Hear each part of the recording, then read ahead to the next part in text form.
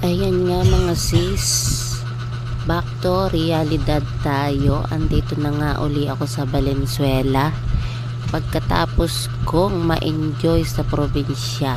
Ayan, at ayan nga, meron akong sinantol. Iyan ay ready to eat na, kaya laang ay aking niyang nilagay sa freezer, kaya aking iinit. Lahat ng mga pagkain luto galing sa probinsya, guys, kapag dinadala namin dito sa Manila ay pinoprosen muna namin. Gawa ng mahirap magdala kapag naka-styro, lalo kung nakamotor ka.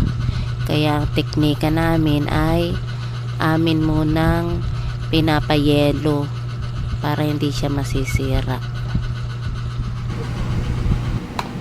Sabi, nasan po si Emery? Hinahanap ka niya. Wala daw, bakit daw hindi kita kasama? Ayan guys, ito yung sinantol na padala sa akin ni Ate LB.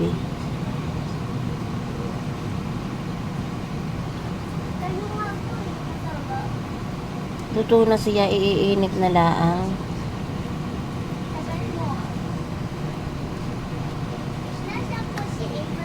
Yan ay kinayod na santol, tapos gagataan. Pwede siyang haluan ng hipon, alimasag, tinapa, pwede din ng sardinas, karne, kung ano mang gusto ninyong ihalo na mga kung mahilig kayo sa seafoods, mahilig kayo sa karne. Ayan, pwede ninyong ihalo mga meses. Iniinit ko lang at ako talaga yung nagutom.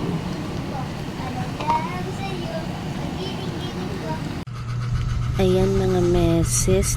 Ayan na, nainit ko na yung aking sinantolan. At tikman na natin. Ayan ay bigay sa akin ni Ate LB. Thank you very much. At ready to eat na nga iyan mga meses. Ayun nga, ang ginagawa nga namin bago kami lumuwas, kung magdadala kami ng mga lutong pagkain, ay iyan ay nakaprosin na para kahit umabot ng ilang oras pagdating dito sa Manila ay mayroon pa rin siyang yelo. Tapos ilalagay uli namin sa rep para hindi siya masisira.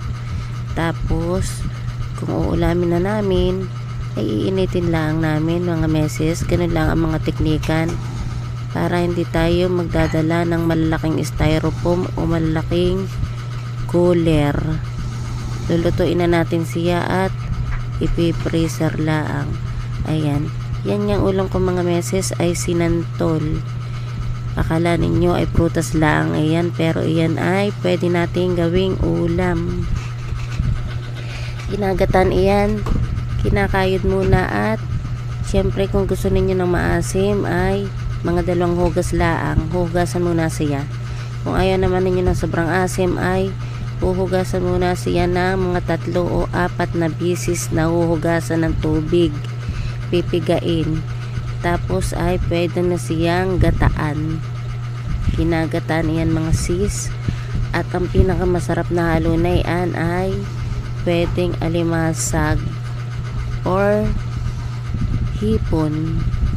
Ayun guys, at yan, napakasarap nga ng aking kain dahil iyan ang specialty ng Quezon province. At sa nagbigay, thank you Ate LB, napakasarap ng iyong sinantol na luto. At ayun nga, meron din kaming dalang lutuin na sinantol na ayun, nakalagay nga sa aming rep.